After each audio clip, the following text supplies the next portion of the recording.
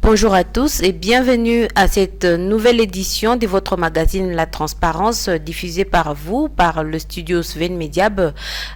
Ici à Bukavu, vous nous suivez sur 89.3 MHz, la radio Sven.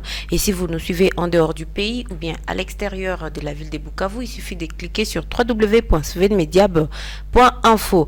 Aujourd'hui, j'ai deux invités. À ma droite, j'ai le docteur Claude Baïziré.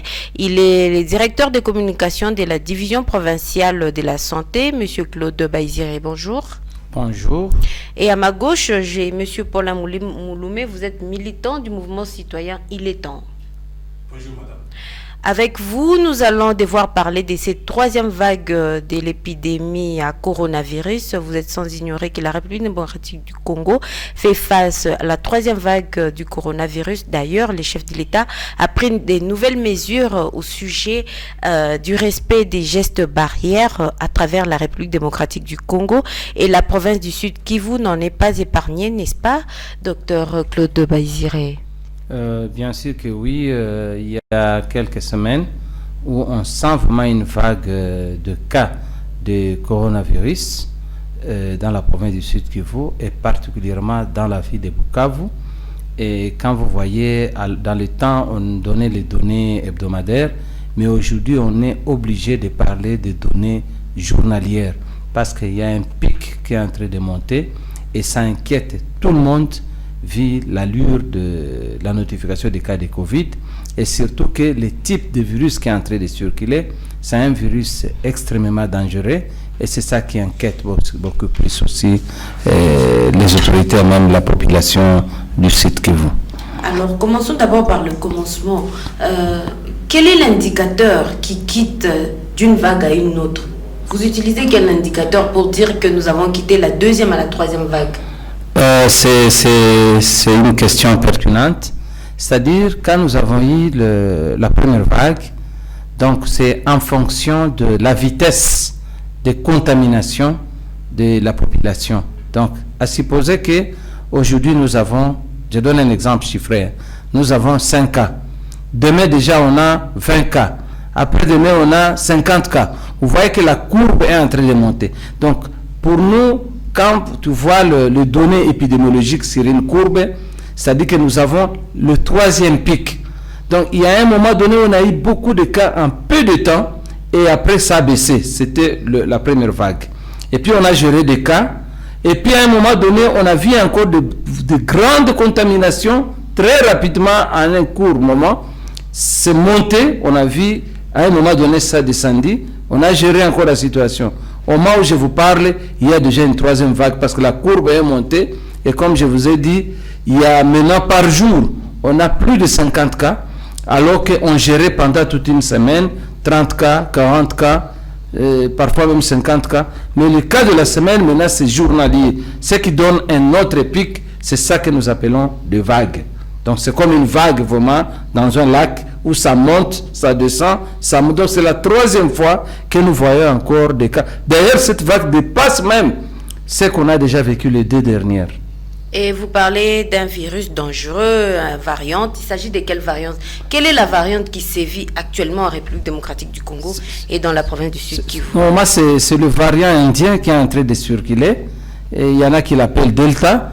Et c'est un variant qui est plus résistant et capable aussi de faire plus de dégâts que les autres variants. Mais ça reste toujours le coronavirus, donc le Covid-19.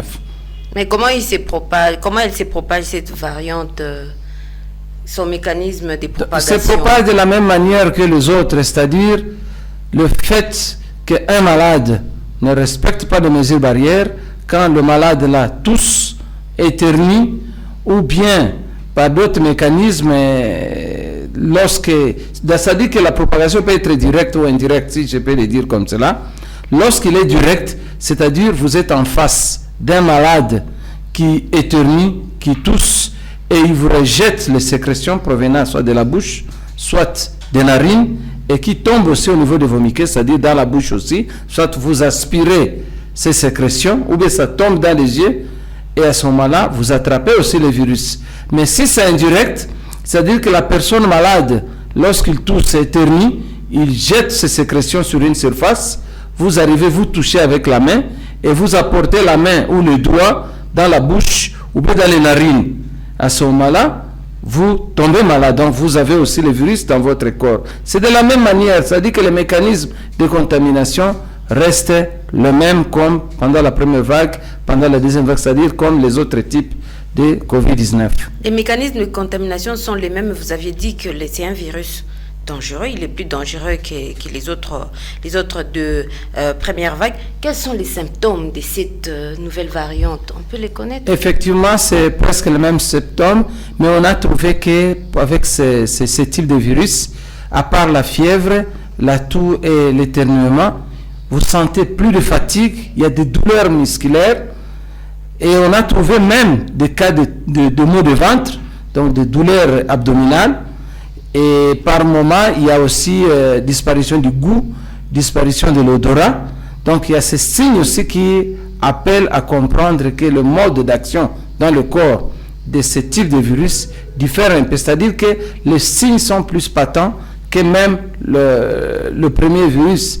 Et on a trouvé aussi des situations où on a des essoufflements terribles et la capacité aussi à détruire les poumons est plus élevée que le premier type de virus. C'est-à-dire que ça entraîne une pneumonie grave et qui peut amener même vers la mort du patient. Quelle est la population qui est la plus exposée par rapport à cette troisième vague? Bon, là aussi il y a une petite différence parce que dans le temps, on a trouvé que c'était beaucoup plus les personnes plus âgées de 55 ans. Il y avait les professionnels de santé, du fait d'accumuler plusieurs fois ces virus parce qu'ils sont en contact tout le temps avec les malades. Mais aussi, il y avait une autre catégorie, ce sont les professionnels sociaux, ainsi que les personnes vivant avec des comorbidités, c'est-à-dire avec des maladies chroniques. Et c'est ainsi que, vous vous rappelez, quand on a parlé de la vaccination, on avait ciblé plus cette catégorie. Mais aujourd'hui, on a trouvé que ce virus est capable d'attaquer n'importe qui. Et on a dit, non, par rapport à la vaccination, il faut qu'on commence à l'âge de 18 ans et au-delà. C'est suite à la gravité de cette maladie. Donc pour se protéger, c'est tout le monde qui doit normalement d'ailleurs se protéger contre ce nouveau virus qui est aussi plus dangereux que même le premier. Donc tout le monde peut attraper la maladie aujourd'hui. En tout cas, il n'y a plus d'exception pour dire que c'est réservé. C'est vrai que la vulnérabilité reste plus grave pour cette catégorie, mais tout le monde peut faire Covid-19 aujourd'hui avec ces nouveaux types. Mais docteur Claude Baïzire, il y a quand même une inquiétude par rapport à tout ce que vous venez de nous dire. Vous avez dit que c'est un virus plus dangereux, les variants indiens. Mais qu'est-ce qui explique qu'il y a un relâchement par rapport à la communication? Il n'y a pas assez de sensibilisation. Qu'est-ce qu'il y a?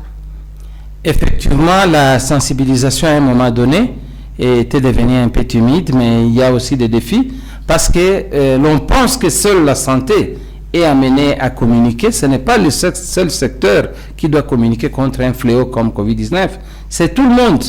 Bon, et le grand problème aussi, parce que tout le monde pense qu'il y a assez de fonds, assez d'argent, pour être plus clair, et tout le monde attend qu'ils reçoivent aussi une cagnotte pour sensibiliser. Il y en a qui ont l'information, mais qui ne veulent pas communiquer parce que ça ne les concerne pas, ça concerne les gens qui ont les moyens.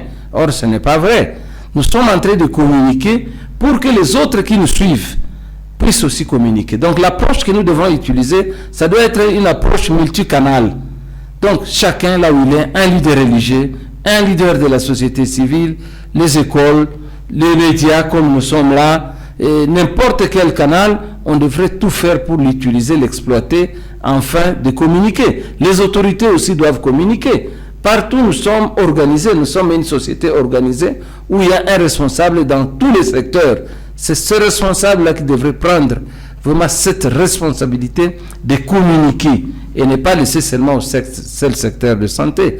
Et puis même de notre côté aussi, je dirais qu'il y a une petite faille parce que nous sommes structurés en zone de santé, nous sommes structurés en aire de santé et chaque entité a un responsable. C'est à ce responsable de coordonner les activités de communication. Et on ne doit pas rester seulement sur les médias, les radios, télévision, mais nous devons aussi communiquer de proximité. C'est-à-dire que cette communication de proximité est faite par les relais communautaires, des leaders, la société tout le monde devrait faire une communication de proximité parce qu'on n'a pas tout le temps d'aller dans les studios de radio. Et puis n'oubliez pas que ça a un coût. Il y a un coût pour effectivement arriver à faire toute cette communication de les médias. C'est pour ça d'ailleurs nous louons même la radio Sven par rapport à cette initiative, cette invitation pour que la population soit édifiée sur la problématique de la Covid-19 et même on aura à discuter sur le moyen comment on doit prévenir la Covid-19 pour épargner notre population de ces fléaux. Je veux me tourner vers M. Paulin Mouloumé. Vous avez bien suivi Dr Claude Baïziré. Il fallait quand même que je lui accorde un peu plus la parole parce que c'est un technicien en matière de santé, bien que c'est lui le directeur des communications de la division provinciale de la santé. Il a dit que la communication devrait concerner tout le monde. Vous, à votre niveau, en tant qu'acteur de la société civile, militant d'un mouvement citoyen, il est temps. Qu'est-ce que vous faites par rapport à cette troisième vague? Il a reconnu qu'effectivement, il n'y a pas de moyens. Oh, oui, on nous dit que la troisième vague est plus dangereuse. C'est que le personnel soignant sont en train de nous dire. On nous dit qu'on doit respecter les mesures barrières. Il y a les mesures qui ont été dictées par le personnel soignant. Mais ce qui est grave, c'est de suivre quand le docteur nous dit qu'il n'y a pas de moyens. Pourtant, il y a un comité qui est censé faire le suivi, où ils ont mis en place une équipe qui devait nécessairement avoir un fonds, parce que qui devait être alloué à cette pandémie pour leur permettre de bien accomplir leur mission. La sensibilisation, c'est les moyens, la sensibilisation, c'est l'argent. Penser que le média peut-être peuvent le faire sans pour autant être appuyé par eux, sans pour autant être outillé par ces comités-là qui a régi les fonds Covid, parce que ça existe, ça a été donné. Il y a des partenaires, que ce soit des partenaires nationaux, des partenaires internationaux qui essayent d'injecter des moyens pour riposter contre cette pandémie-là. Nous dire que peut-être il n'y a pas de moyens, c'est un peu difficile à comprendre. La sensibilisation, c'est bien. La pandémie est là, nous sommes tous d'accord. Nous essayons un peu de faire ce que nous pouvons en tant que structure citoyenne, en sensibilisant nos proches de respecter les mesures barrières, juste pour se protéger et protéger notre entourage. Mais peut-être ce qui est difficile à comprendre, c'est lorsque ceux qui étaient censés, ceux qui reçoivent des moyens pour cette sensibilisation, abandonnent la charge et laissent cette responsabilité aux personnes peut-être qui ne sont pas mieux informées. L'important n'est pas seulement de demander à la population de se protéger. L'important, c'est aussi d'édifier la population sur le danger de cette maladie, sur plutôt la dangerosité de cette maladie-là. Mais c'est aussi leur montrer ce qu'ils doivent faire, parce que tout le monde qui sensibilise n'a pas réellement déjà de la formation, la formation requise pour pouvoir... Donc il faut des séances de renforcement des capacités. Renforcement des capacités pour tout cela, parce qu'envoyer tout le monde pour aller sensibiliser... Envers les relais communautaires. C'est aussi un danger, parce qu'on risque de dire que non, restez désormais dans la maison, ne sortez plus. Pourtant, ce n'est pas ce qui est dit. C'est par là même que certains sont en train de conseiller leurs proches à faire l'automédication, parce qu'il n'y a pas eu de sensibilisation. L'important n'est pas seulement de sensibiliser qu'on se protège, mais comment faire lorsqu'on est atteint. Je suis de ceux-là même qui pensent que la DPS, la Direction provinciale de la santé, les autorités congolaises et provinciales, la province du Sud Kivu, devaient réfléchir à sensibiliser la population, à comprendre qu'on peut vivre avec cette pandémie, qu'on peut faire la vie avec cette pandémie-là. Ça ne sert à rien de continuer toujours à restreindre la liberté des gens, sans pour autant, parce que peut-être le docteur a évité ou il ne nous a pas dit que actuellement la province n'a pas de médicaments. Ils sont en cours de médicaments. La province n'a pas de médicaments contre le coronavirus. Il y en a pas. Les traitements devraient être gratuits en principe. Et même s'il y en avait, c'était désormais payant. Le traitement n'est pas gratuit, quoi. C'est-à-dire, vous êtes malade, c'est à vous-même de vous prendre en charge désormais. Je pense que c'est quelque chose qu'il faut décrier.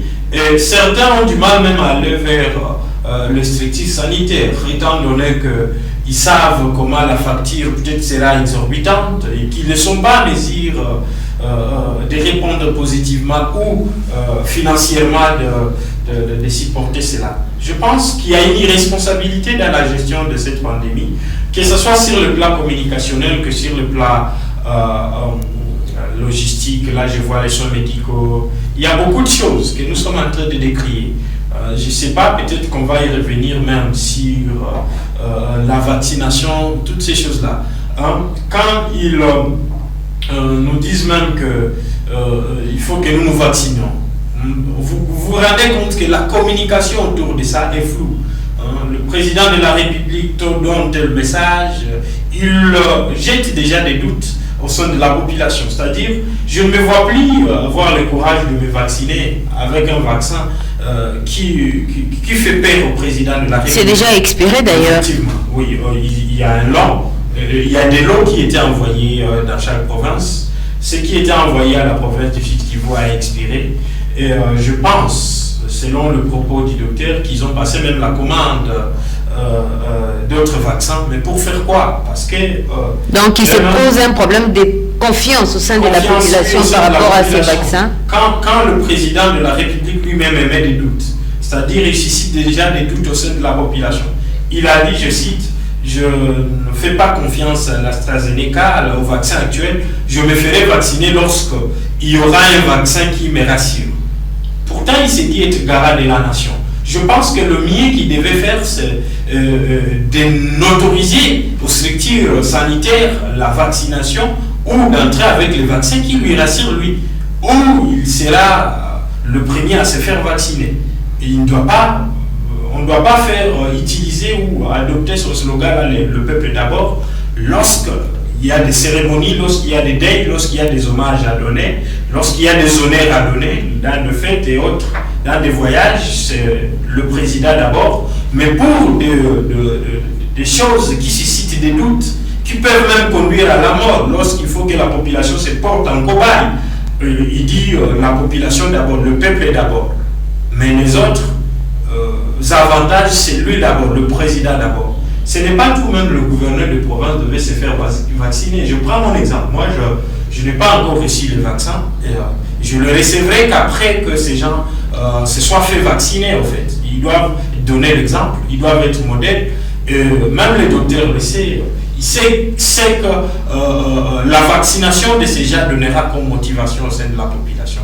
Peut-être que le docteur peut dire que la vaccination est volontaire, c'est vrai, mais les modèles doivent être là. Les modèles doivent se faire vacciner parce qu'eux-mêmes doutent du vaccin. Sérieux problème de confiance. Il y a déjà ces problèmes.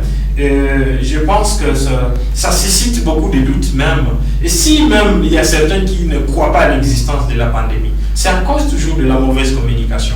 L'important n'est pas même, moi je dis, quand j'ai eu le temps de changer avec le docteur, l'important n'est pas d'aller même acheter ces vaccins-là, de passer la commande. L'important c'est d'injecter ces fonds dans la communication, que la population comprenne que la pandémie est dangereuse, qu'elle est là et qu'elle doit se protéger, et protéger son entourage. C'est ça en fait, que de réfléchir qu'il faut que l'on se porte en cobaye, des vaccins qui sont encore en phase expérimentale, qu'il faut qu'on les injecte les gens. C'est archaïque quoi, de considérer les gens comme des cobayes. Et puis là, ça passe au travers nos dirigeants. Ce sont nos dirigeants qui acceptent ça. Ce sont nos dirigeants qui cautionnent ça. Et au finish, eux refusent de se faire vacciner. C'est déjà un problème. Et cela suscite déjà des doutes, des inquiétudes au sein de la population, jusqu'à banaliser même la maladie. Et c'est déjà un problème. Le dispositif de lavage de mains, les tests dans les ports, aéroports, au niveau des frontières, est-ce que c'est disponible? Est-ce que c'est bien fait? Parce que ça ne sert à rien. On peut dire de sensibiliser, mais lorsqu'il n'y a pas ce genre de dispositif, il y a des mesures barrières qui étaient dictées par le gouvernement, qui possèdent aussi la force que nous appelons le moyen coercitif pour mettre une pression sur la population, la police et l'armée, les services de renseignement. Mais on nous a dit qu'il y a peut-être le couvre-feu, ce sont les mesures. Je ne sais pas pour quelle raison. Parmi les couvre-feux, on a refusé les couvre-feux à 22h pour certaines provinces, notamment le Sud Kivu. Qui n'a aucun sens au fait. Je prends un exemple. Ça n'a aucun sens chez nous. On dit qu'il n'y a pas de mouvement de 22h à 4h du matin. Pourquoi? On ne sait pas. S'il y a quelqu'un qui a dit au président que le virus ne circule que la nuit, il devait peut-être revoir cette mesure, mais aussi parce qu'il y a plus de mouvements la journée que la nuit. Ça n'a aucun sens. Il y a aussi les réunions qui ne devaient plus se tenir au-delà de 20 personnes, les salles de fête. Mais ça continue. Le marché, ça continue au fait. C'est un peu difficile. Et c'est là que je dis, il y a une irresponsabilité de ceux-là qui disent qu'ils nous gouvernent. Ils devaient plus faire tout pour faire respecter les mesures qu'ils prennent.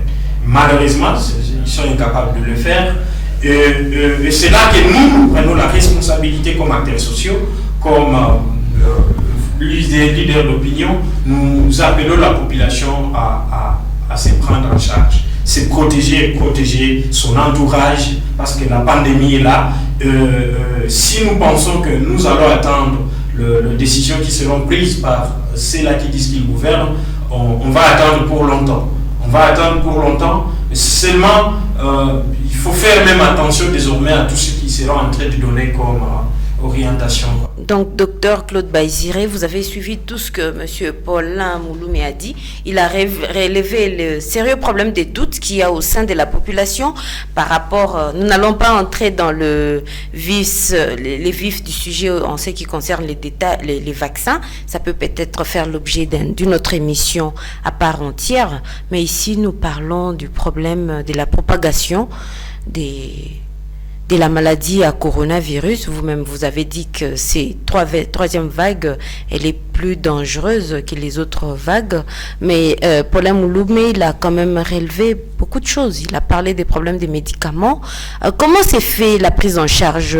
Ça revient à la charge du malade lui-même ces derniers temps. Est-ce qu'il s'est posé un problème des médicaments? Merci beaucoup. Je suis quand même content du fait que vous avez un peu orienté correctement les débats. C'est que pour nous, ce qui est utile maintenant, c'est de voir comment amener la population à prendre conscience du risque encouru par le Covid-19 et prendre option, donc adopter un comportement digne pour prévenir la maladie. La santé n'a pas de prix. Si les autorités posent des problèmes par rapport à la vaccination, il y a des problèmes de gestion. On va revenir sur votre préoccupation des médicaments, mais chacun d'abord devrait se protéger. C'est ce qui est important. Donc nous, notre souci, c'est cette protection individuelle, cette protection collective. Parce que si on y arrive, nous pouvons réussir. Maintenant, il se pose effectivement de nombreux défis dans le cadre de la riposte contre Covid-19 dans la province du Sud Kivu. Revenons à la préoccupation des médicaments. C'est vrai que par-ci par-là dans les pharmacies, il y a des médicaments. Mais quand nous disons qu'il n'y a pas de médicaments, je crois que c'est la partie gouvernementale. Il est prévu qu'un malade Covid confirmé bénéficie de subventions sur le plan des médicaments. Et ça fait plus de 2 mois, effectivement, que la province n'a rien reçu comme médicament contre Covid-19. Mais il y a des commandes passées, mais les médicaments n'arrivent pas. Et je suis sûr qu'avec cette troisième vague, les autorités n'ont pas croisé le bras. Il y a une grande réunion qui s'est tenue hier. Il y aura une réunion le lundi. Et nous allons voir comment booster pour que tout cela soit fait. Mais en attendant, effectivement, avec le nombre de malades que nous avons, parce que nous disons que c'est la troisième vague, et les plus dangereuses, et on a senti même qu'il y a beaucoup plus de cas que même quand on a eu la première et la deuxième vague. Et je peux vous dire qu'en dehors du nombre de malades que nous avons, parce qu'au jour d'aujourd'hui, en tout cas, nous devons déjà dépasser 200 malades en train de suivre. Même pendant la première vague, la deuxième vague, on n'a pas eu ce genre de cas, de situation. Et si vous voyez, parce que moi-même, personnellement, j'étais dans une pharmacie hier, en voyant les personnes qui viennent chercher des médicaments, et je sentis que les médicaments qui étaient demandés, il y avait des molécules qui sont utilisés dans le traitement des Covid-19. Ça m'a inquiété. Donc il y a un problème d'automédication. Il y a aussi un problème maintenant d'automédication parce qu'il y en a qui ont même demandé est-ce que dans des pharmacies on ne vend pas des eucalyptus blancs. Vous sentez déjà que la population est inquiète déjà et comprend qu'il y a un problème. Et il y en a qui s'automédiquent avec des signes, ils pensent que peut-être c'est Covid. Et c'est ça qui est aussi grave parce que ça peut entraîner encore une fois, et on le sent déjà qu'il y a beaucoup de cas de décès, parce que les gens ne veulent pas aller à l'hôpital. Nous demandons à notre communauté de comprendre que même s'il n'y a pas encore de médicaments subventionnés, comme la santé n'a pas de prix, d'aller d'abord dans des structures de santé. Mais la population n'a pas d'argent. Tout ça, ça demande des moyens. Aller déjà à l'hôpital, acheter des fiches, ainsi de suite. Effectivement, quand nous tombons malades, par exemple de paludisme, tuberculose, je ne sais pas, rougeole et autres, mais les gens vont à l'hôpital, se débrouillent, on n'est pas seul, on est dans une communauté, les gens s'entraident toujours pour avoir des médicaments. Ce n'est pas dire que parce qu'il y a Covid et que le gouvernement devrait prendre ses responsabilités, et c'est pour un temps que les gens doivent se dire non, on rentre maintenant en arrière, on s'automédique avec tous les dangers. Et puis, chose grave, nous devons être en mesure de tirer des leçons de ce qui s'est passé à la première vague. On a pleuré ici, on a crié ici, à cause de cette automédication. Moi, je crois que les leçons tirées de la première vague devraient nous servir pour ne pas encore commettre cette erreur. On a vu des gens qui ont fui même les hôpitaux, qui ont fui les professionnels de santé. Et quel a été le bilan? Nous tous, nous le savons. Je pense que conseillons notre population à ne pas avoir peur des structures. S'il s'agit de Covid, on va vous le dire. On ne va pas vous cacher parce que vous avez Covid pour que la population ne vienne pas dans les signes de santé. Et si vous avez des signes de grippe, parce que les signes de grippe ont existé depuis longtemps avant que Covid soit là, on va vous dire non, c'est la malaria, c'est juste une grippe passagère. On va vous le dire. Le professeur de santé n'est pas là pour tromper et surtout qu'il y a des examens qu'on est en train de faire. Soit on va faire le test rapide, soit on va vous amener à faire des tests qui cherchent les anticorps, donc le PCR, et ça va nous édifier pour savoir il s'agit de quoi, au lieu de commencer à prendre des médicaments que je ne vais pas citer ici, avec tous les risques aussi de complications au niveau du foie et d'autres organes qui peuvent être abîmés. Prenez des médicaments sans savoir de quoi vous souffrez. J'estime que l'idéal serait que le gouvernement fasse vite pour que les médicaments soient là, pour prendre en charge le malade confirmé Covid-19, parce qu'ils sont nombreux aujourd'hui, parce que moi j'en connais, c'est certains qui sont en train de se faire soigner à domicile, mais on a essayé de conscientiser, mais on ne saura pas être partout au même moment. Je pense que l'heure est vraiment inquiétante, et chaque personne, là où il est, on devrait éviter aujourd'hui des débats inutiles, aidons notre communauté à comprendre ce qu'elle doit faire. C'est ça ce qui est important pour le moment. Qu'est-ce que la population doit savoir? Qu'est-ce que la population devrait faire pour qu'elle puisse éviter, elle puisse prévenir le Covid-19?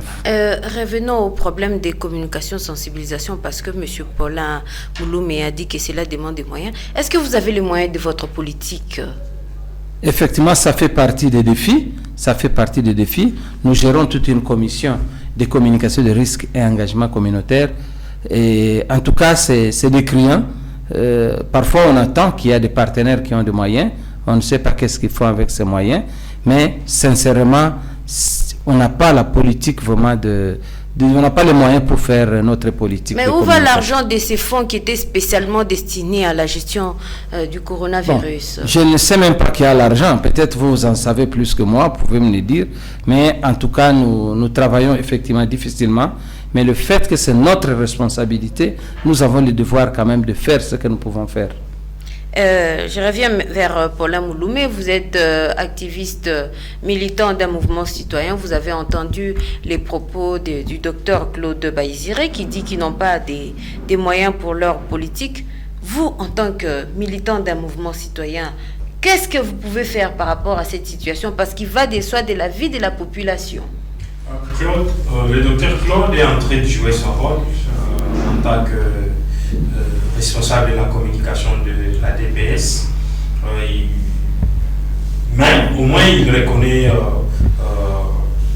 certaines choses, surtout le manque de moyens, l'absence de médicaments, l'absence de ceux qui sont en train d'appeler le vaccin. C'est déjà un problème. Vous comprenez qu'il y a un problème d'abord sur le plan organisationnel parce que lorsqu'on peut avoir dans un gouvernement sérieux la rupture des stocks, c'est-à-dire qu'il y a une irresponsabilité en médicaments, il y a une irresponsabilité d'abord de la part de ceux-là qui gèrent ces stocks-là. C'est un peu bizarre parce qu'on doit approvisionner les stocks en médicaments sur base de la demande qui est sur terrain. On ne doit pas attendre que les stocks s'épuisent pour passer une autre commande. C'est irresponsable. Ça fait déjà 2 mois, comme il a dit. On ne sait pas si on est parti amener le médicament ou peut-être c'est venu sur un vélo. Mais si réellement on a le souci de sauver de vie, le docteur a compris que le souci vraiment n'existe pas. Ce n'est pas seulement la sensibilisation qui va sauver des vies, mais c'est aussi le médicament à leur disposition. Dire que lorsque l'on est malade, on est dans l'obligation d'avoir le moyen pour se soigner, c'est trop négligé, c'est trop prendre à la légère cette pandémie. Je pense que lorsque le gouvernement a dit que le traitement sera gratuit, il est censé aller jusqu'au bout. On ne doit pas maintenant faire payer aux gens le médicament, on leur donne des ordonnances. Si vous demandez peut-être au docteur, là où ils sont en train de soigner personnes déjà atteintes, certains sont chez eux, à domicile, d'autres sont dans des structures sanitaires. Ils font un suivi, mais on leur donne plutôt des ordonnances. Ils vont aller acheter eux-mêmes. L'hospitalisation, c'est eux qui payent. Ça peut aussi paraître un danger. Effectivement, la propagation de la maladie. C'est ce qui fait que certains ont peur désormais d'aller à l'hôpital. Ils préfèrent faire l'automédication. Ils préfèrent se soigner avec... Ce qui n'est pas souhaité, encourager. Et c'est ce que nous décourageons cela. Quand on parle de Mouvuki et autres, les feuilles d'eucalyptus brûlées ou préparées et respirer cette chaleur, tout ça, ce sont des trucs un peu archaïques, peut-être qui possèdent beaucoup de dangers. Mais ce sont des traitements naturels qui aident, tant soit peu. Bon, certains le disent, mais je ne sais pas, ce n'est pas prouvé scientifiquement. Je ne peux pas encourager cela. Je souhaiterais que notre gouvernement prenne ses responsabilités. Mais vous, en tant que militant d'un mouvement citoyen, comment vous allez faire pour pousser le gouvernement à prendre ses responsabilités? En fait, c'est là. Ils ont fait quoi? Ils ont mis en place une politique pour nous étouffer d'abord dans l'organisation des actions citoyennes, parce que parfois nous avons déjà fait des déclarations pour leur demander de bien gérer cette pandémie. C'est depuis le début, en fait. Est-ce que vous faites le suivi par rapport à ces fonds depuis qu'il a été lancé par le chef de l'État? Il y a même certains d'entre nous qui se retrouvent dans cette commission-là de gestion de la pandémie en province. Mais la gestion est floue, en fait. Elle est, une gestion opaque. Elle est opaque parce que si elle était transparente, on serait en mesure de savoir qui prend en charge quoi. Et quel partenaire a reçu quel fonds pour faire quoi? Est-ce que ce qui était prévu par les gouvernements ou par le bailleur de fonds a été fait? Est-ce que les objectifs ont été atteints? Si toutes ces choses-là ne sont pas faites parce qu'il y a une gestion opaque, il y a à un certain niveau, on ne veut pas que l'opinion soit informée des fonds disponibles, des fonds alloués à cette pandémie, des fonds alloués à cette commission-là, que ce soit national ou provincial. Ce qui est fait est opaque, la sensibilisation est ne pas au rendez-vous, parce qu'il fallait que vous invitiez les docteurs ici pour qu'ils viennent parler de ça. Mais eux, ils n'ont pas mis de moyens à la disposition de leur équipe pour que réellement l'équipe fasse avec aisance la sensibilisation, qui sont à mesure d'aller partout et faire passer le message. Peut-être vous verrez que le docteur n'a que la possibilité de nous sensibiliser, nous qui sommes en ville, mais ceux qui sont dans les intérieurs seront atteints comment? C'est un peu ça. En fait, c'est pourquoi nous, quelque part, nous sommes en train de lancer un appel à tous ceux-là qui nous regardent, qui nous écoutent, de s'approprier ces combats et de comprendre qu'on est abandonné par ceux-là qui disent qu'ils nous gouvernent, et de sensibiliser nos proches, qu'ils se protègent et qu'ils protègent les autres. Parce que la maladie est là. Nous ne devons pas céder au chantage de ceux-là qui disent, des extrémistes qui disent que la maladie n'existe pas, qu'elle n'est pas là, que c'est faux, c'est du business, oui, quelque part, certaines les entreprises en font du business. Parce industrie pharmaceutique. Effectivement, quand on parle déjà de variant Delta, variant 1, et ce sont des imaginations, ce sont bien sûr des choses que nous imposent ces industries pharmaceutiques qui en tirent profit. Mais elle est là, cette maladie. On est dans l'obligation de se protéger. C'est ça. Merci Paulin Mouloumé. Je rappelle que vous êtes en train de suivre le magazine La Transparence en direct des www.svenmedia.info. Ici à Bukavu, il suffit de suivre la radio Sven sur 89.3 MHz. Nous avançons lentement mais sûrement vers la fin de notre émission. Docteur Claude Baïzire, nous n'allons pas vous juger ici parce que vous n'êtes que directeur des communications de la division provinciale de la santé ici au Sud Kivu. Dites-nous, docteur, quelles sont les structures de santé où doivent se diriger les malades à coronavirus? Merci beaucoup. D'abord, ce n'est pas à partir de la maison qu'on se connaît malade Covid-19. Et la population... les gens qui ont ces symptômes-là. Tout celui qui est malade, qui juge qu'il a même sans symptômes, lorsque vous avez des malaises, il faut aller à l'hôpital. Ça peut être n'importe quel hôpital. Nous avons des centres de santé, nous avons des hôpitaux. Allez là où vous vous sentez capable d'accéder et c'est à partir de là qu'on saura comment vous aider. Donc, il ne faut pas rester à la maison. Mais est-ce que, dites-nous clairement, est-ce que toutes les structures de santé ont les tests de coronavirus? Malheureusement, si on en avait dans toutes les structures, je crois qu'on n'aurait même pas le nombre qu'on a ici. Ça serait même quadruple, quintuple. Vraiment, on aurait une situation catastrophique. C'est pour ça que je suis en train de dire que les chiffres que nous vous donnons, les chiffres que nous avons, c'est juste un iceberg. La situation est catastrophique. Essayez de faire juste un petit sondage. Presque dans chaque ménage, il y a au moins quelqu'un qui souffre terriblement avec des signes qu'il n'a jamais eu peut-être avant et qui se plaint et qui pense souvent, qui pense parfois même que c'est Covid, mais il se permet d'aller faire l'automédication au lieu d'aller à l'hôpital. Donc, aller à l'hôpital, n'importe quelle structure de santé, il y a des infirmiers qui sont formés, des médecins qui sont formés, ça sera à eux de se dire, est-ce que ça ne peut pas être ça? Et si il n'a pas de test, il a le devoir d'orienter le malade vers une structure où il y a des tests. Et par moment, il peut même appeler pour que l'équipe de riposte puisse faire son travail. Et est-ce qu'il y a un numéro de l'équipe des ripostes qui est connu par la population? Il y a ce que nous appelons les numéros verts. Nous allons vous les donner. Il y a des numéros verts. On peut le connaître pour... Effectivement. On va vous donner ces numéros verts tout de suite là. Et chacun, celui qui se sent mal, ou celui qui a même besoin d'une information, il peut appeler à l'un de ces numéros, parce que ce sont des numéros qu'on appelle gratuitement. D'ailleurs, c'est pour ça qu'on appelle les numéros verts. Donc, nous devons plus comprendre, chacun devrait comprendre qu'il y a un danger. Et quand chacun comprend qu'il y a un danger, et il a l'information, il a le devoir de donner l'information à l'autre. Si nous devons continuer à spéculer, à reculer, à discuter sur est-ce que la maladie est là, à discuter sur des histoires par exemple de vaccination, tel ne s'était pas fait vacciner, si on doit continuer avec ça, nous sommes en train de perdre du temps. La maladie est en train de filer, la maladie est en train de courir. Nous devons aussi prendre un élan, nous devons aussi prendre de la vitesse pour barrer cette maladie. Et la vitesse pour barrer cette maladie, c'est faire circuler d'abord la bonne information. Faire circuler la bonne information et chaque fois quand vous avez mal, allez dans une structure de santé. Allez-y, n'ayez pas peur. Les médecins, les infirmiers, les professionnels nous ont toujours aidés depuis le temps. Ce n'est pas aujourd'hui que ces personnes vont changer.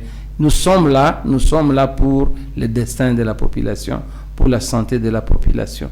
Donc, allez à l'hôpital chaque fois que vous avez de la fièvre, vous toussez, ou bien vous avez mal, il faut aller parce qu'on ne sait pas. On peut toujours découvrir peut-être d'autres signes qu'on avait avant, mais moi je vous dis quand vous avez de la fatigue, vous avez de la fièvre, même si vous ne toussez pas, allez à l'hôpital, allez dans un centre de santé. C'est ça qui va nous aider à vous prendre en charge, à vous dire qu'est-ce qui ne va pas et à prendre des responsabilités. Et surtout, ce que nous demandons, ce n'est pas d'attendre que les gens tombent malades, changer de comportement, respecter les mesures barrières. Et si demain on a le vaccin, faites-vous vacciner. C'est ça qui va nous aider aussi à nous protéger. Merci docteur Paulin Mouloumé. Nous allons vous prendre pour clôturer cette émission. Un mot par rapport à ce qui vient de dire les docteurs.